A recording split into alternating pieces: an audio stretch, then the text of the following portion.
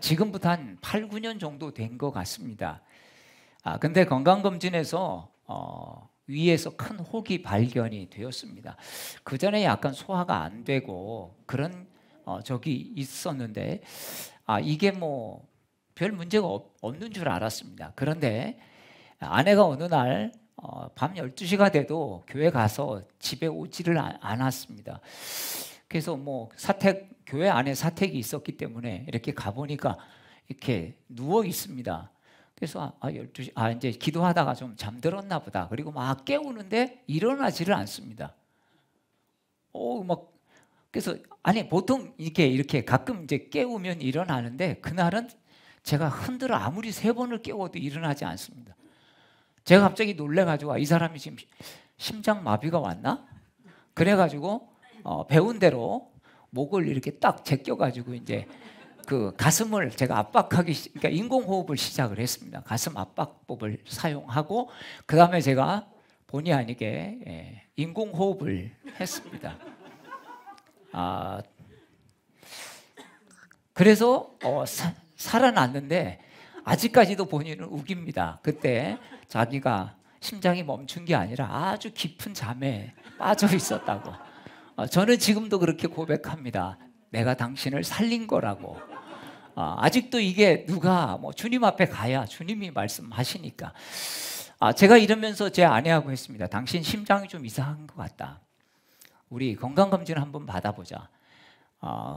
그때까지만 해도 한 번도 건강검진을 받아본 적 40대 후반 뭐 거의 50이 다 됐었을 때니까 건강검진을 받아보지 않았기 때문에 당신 아무래도 심장이 좀 이상한 것 같다.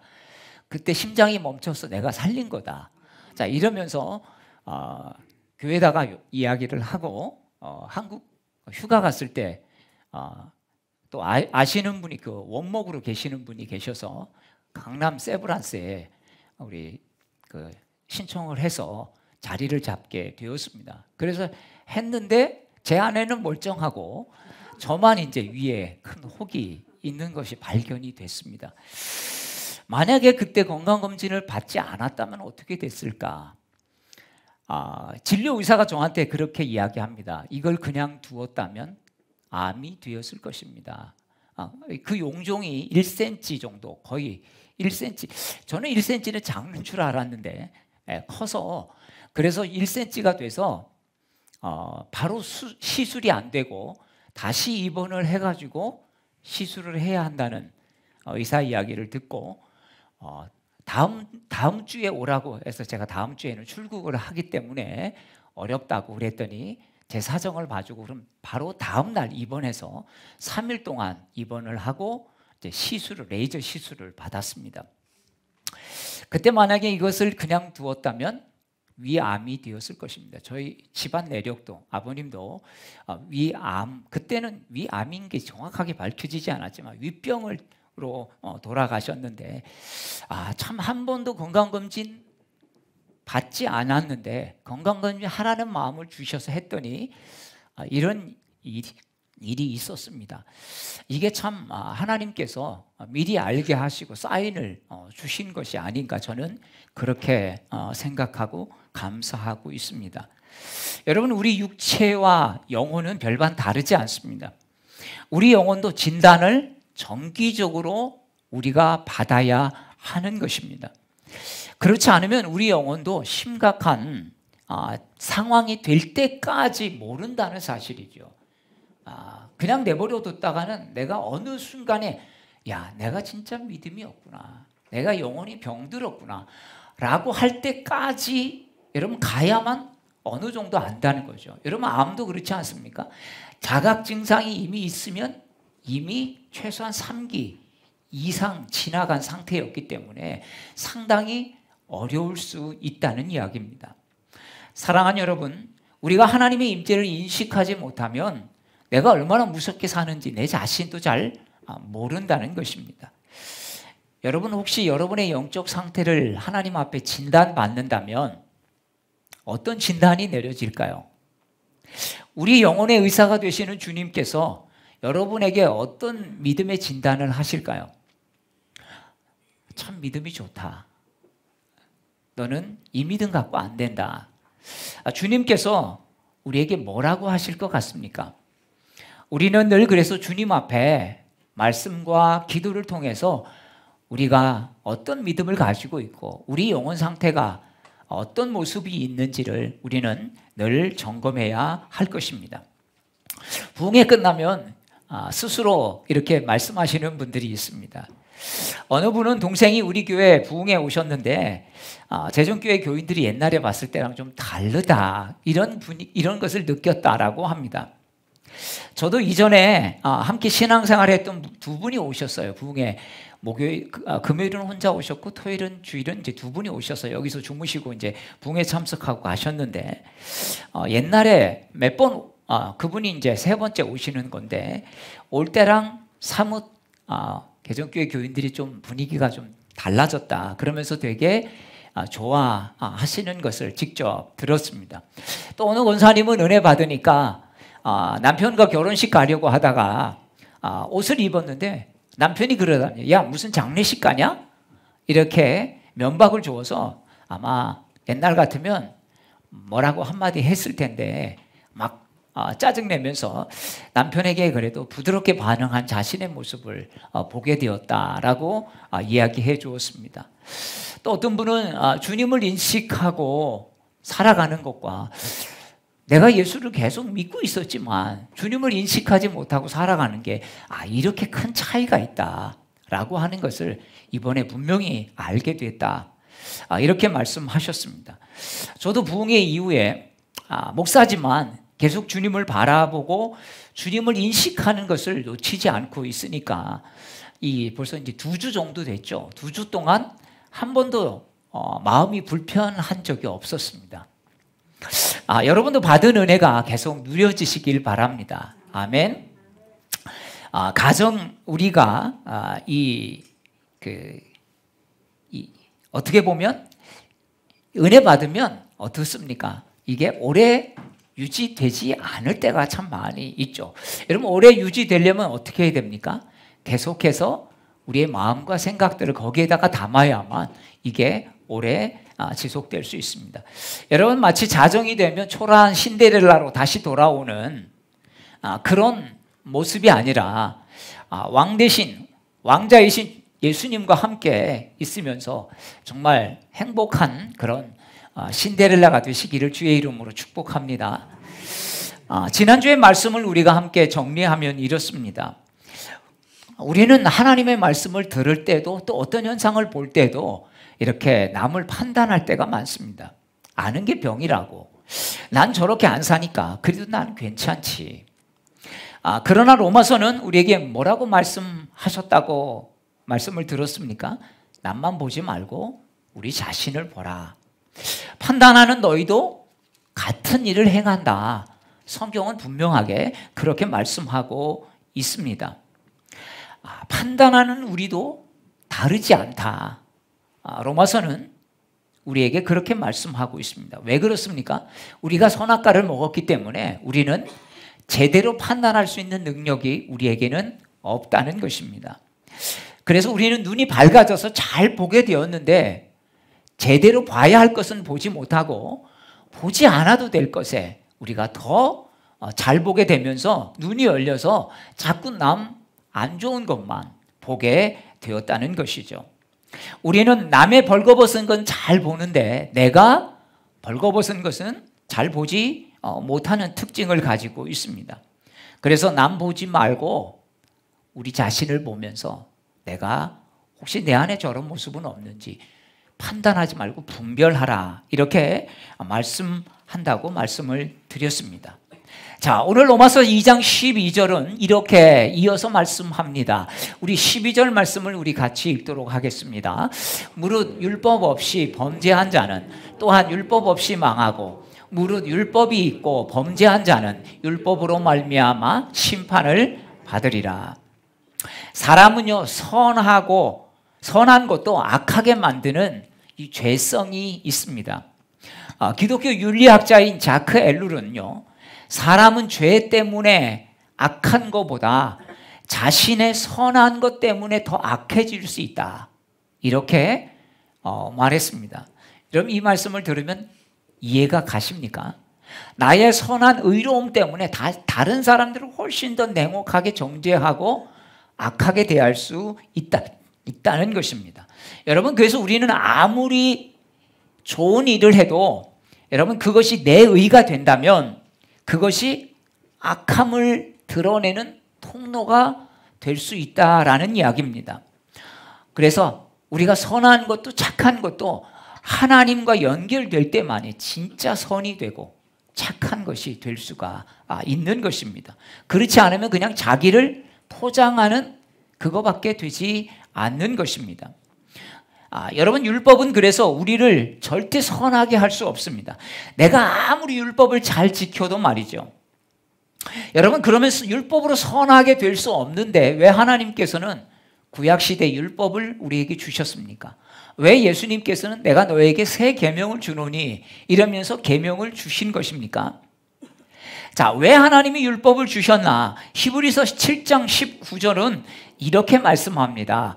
율법은 아무것도 온전하게 못할지라 이에 더 좋은 소망이 생기니 이것으로 우리가 하나님께 가까이 가느니라. 여러분 이게 무슨 말씀입니까? 율법은 죄를 알게 하는 것이지 우리를 선하게 살게 하는 능력은 없다라는 말입니다. 율법을 지켜도 또 온전하지 못하다는 이야기죠. 그럼 어떡하나? 내가 율법을 지켜도 온전해지지 못하는데 자 이럴 때 어떻습니까? 그래 그러니까 주님밖에 없는 거지. 절대 내 의로는 안 돼.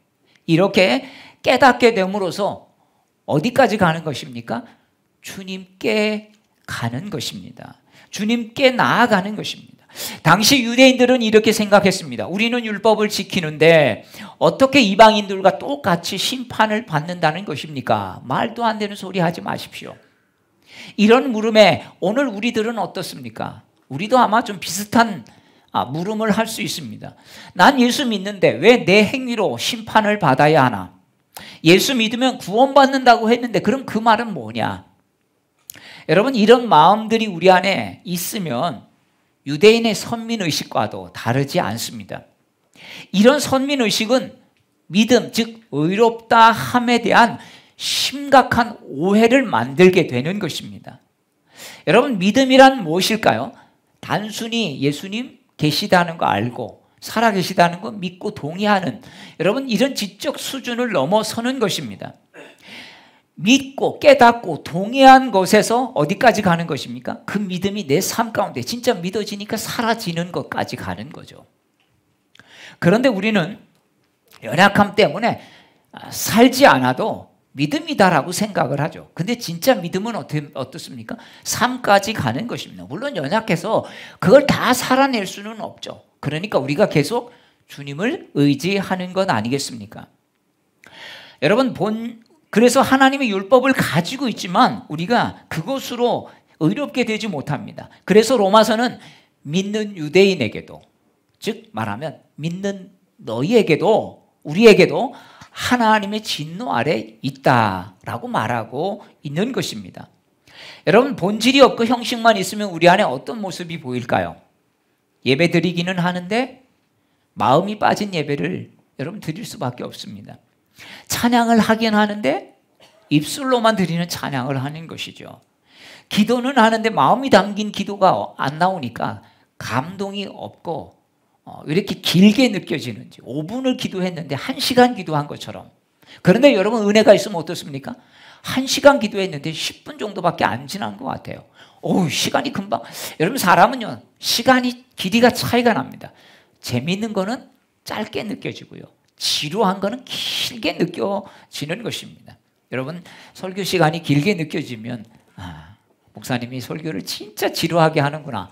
여러분 그것만 생각하지 말고 내가 은혜가 없구나. 여러분 이렇게 자신을 점검할 수 있기를 바랍니다.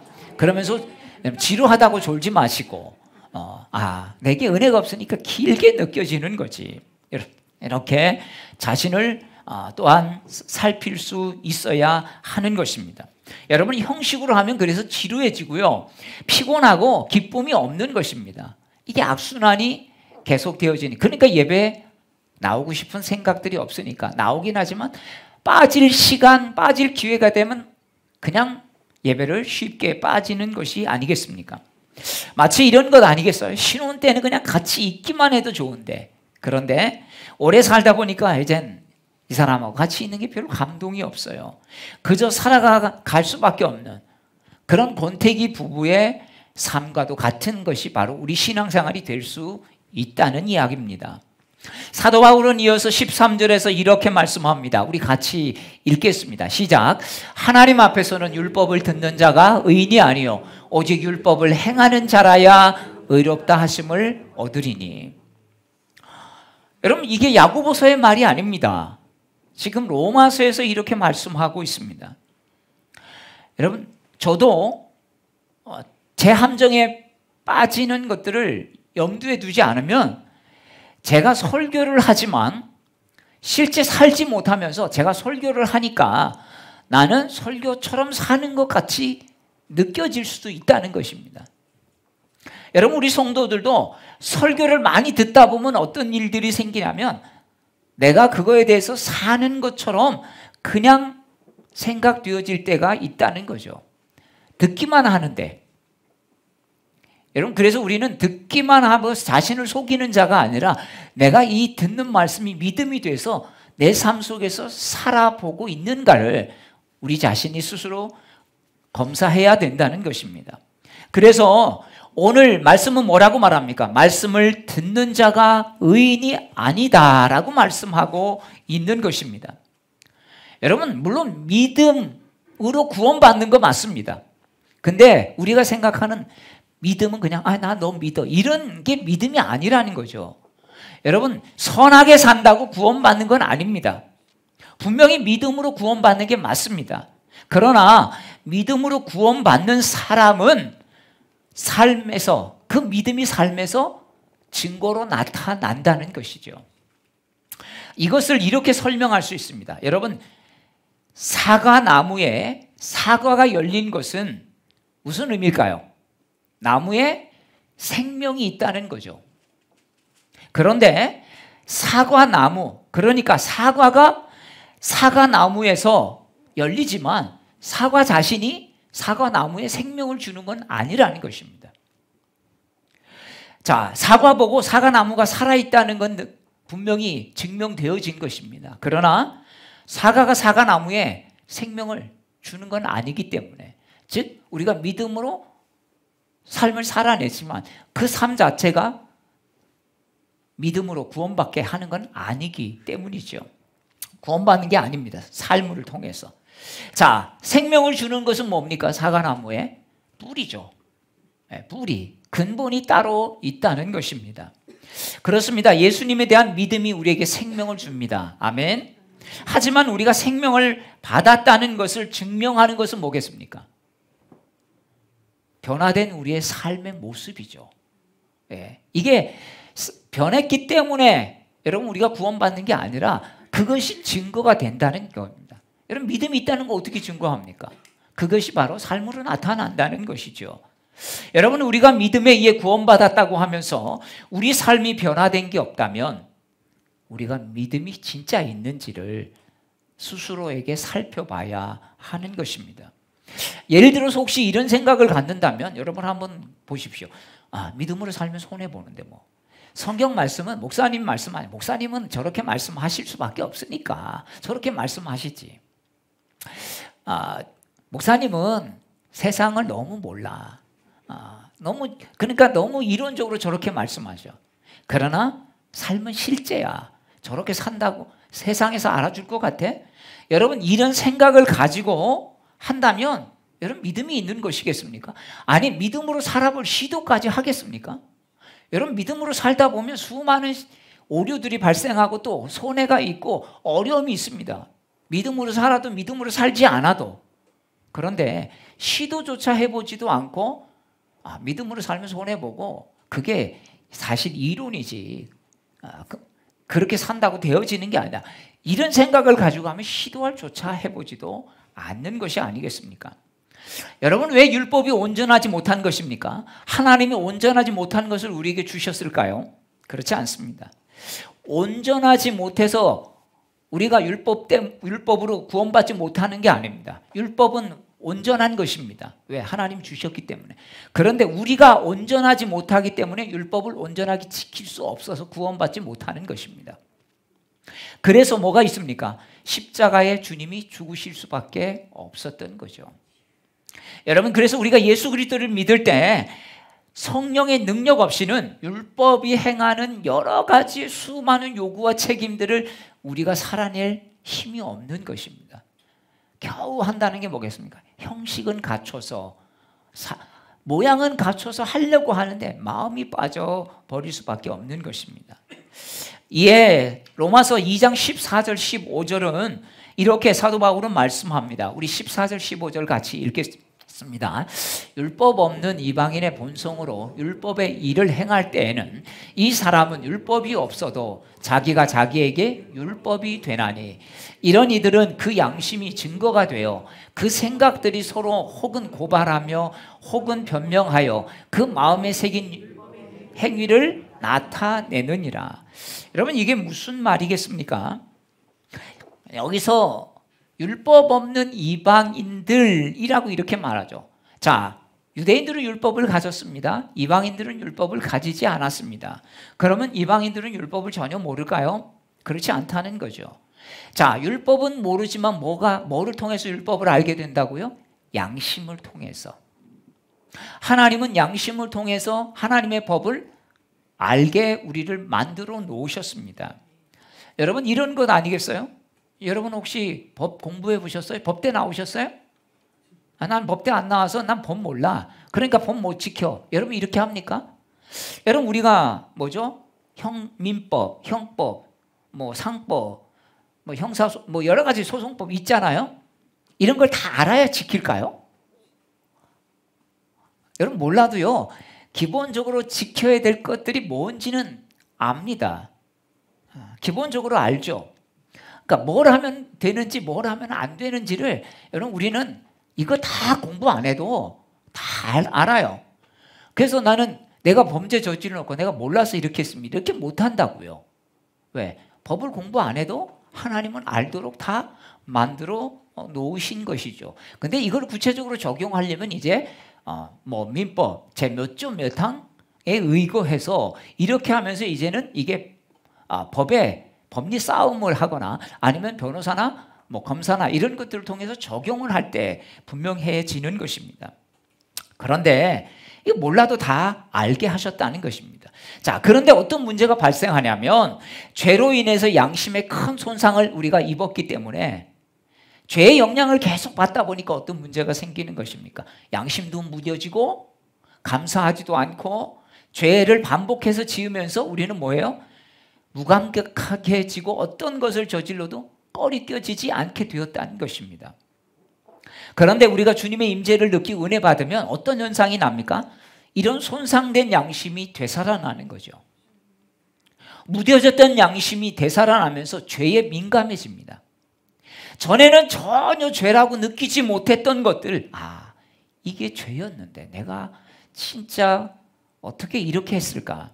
여러분, 이 죄라는 게 도덕적, 윤리적 범죄를 말하는 게 아닙니다. 그냥 우리가 일상적으로 하면서 정말 하는 것이죠. 너무나 아무렇지도 않게 하는 거야.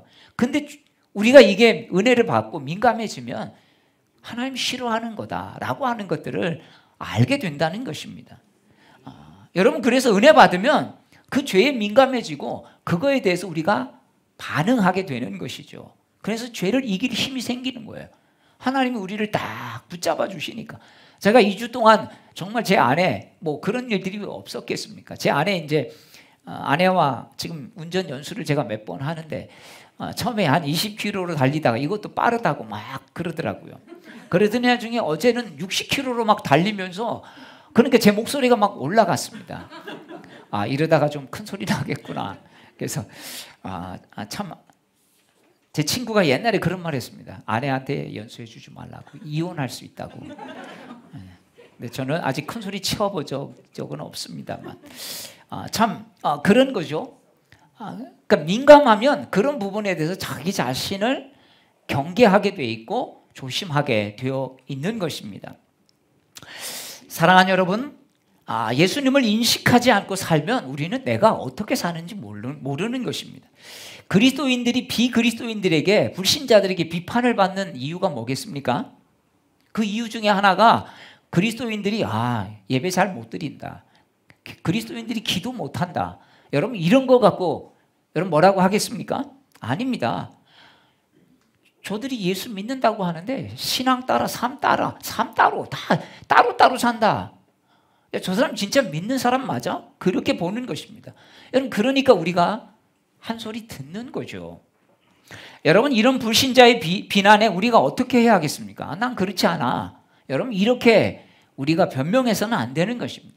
늘 주님 앞에서 우리의 말 한마디도 또 행동 하나도 뿐만 아니라 내 마음의 중심이 지금 어디에 있는지를 살펴야 하는 것입니다. 여러분 믿음은요 그냥 지적인 동의만 하는 게 믿음이 아닙니다. 하나님 살아계셔. 여러분 그건 귀신도 한다고 그랬어요. 예수님께서 그건 귀신도 안다. 하나님 살아있다는 거. 여러분 이게 믿음이 아니라는 거죠. 그러니까 믿음의 아주 극소수의 작은 모습입니다. 정말 하나님이 나와 함께 계시다는 것을 느끼고 내 삶 속에서 일어나는 행동과 마음의 동기들까지도 우리가 살피는 것. 여러분 이것이 진정한 믿음의 모습일 것입니다. 앞에서 말씀드렸지만 여러분 사과나무는 생명이 있기 때문에 사과가 열리는 것입니다. 여러분 사과가 있어야 생명이 있는 것이 증명이 되는 것입니다. 우리의 삶에 열매가 많다고 물론 구원받은 것은 아닙니다만 구원받은 사람은 여러분 삶의 열매들이 증거로 나타난다는 것입니다. 그래서 믿음과 순종은 같이 움직이는 것입니다. 믿는다고 하면서 예수님 말씀에 순종함이 없다면 여러분 그건 믿는 것이 아니죠. 여러분 믿음 없이는 순종할 수 없고 순종하지 않고서는 여러분 믿는 것이 불가능한 것입니다. 그래서 믿음과 이 순종, 행위 사이에는 연결점이 꼭 있는 것이죠.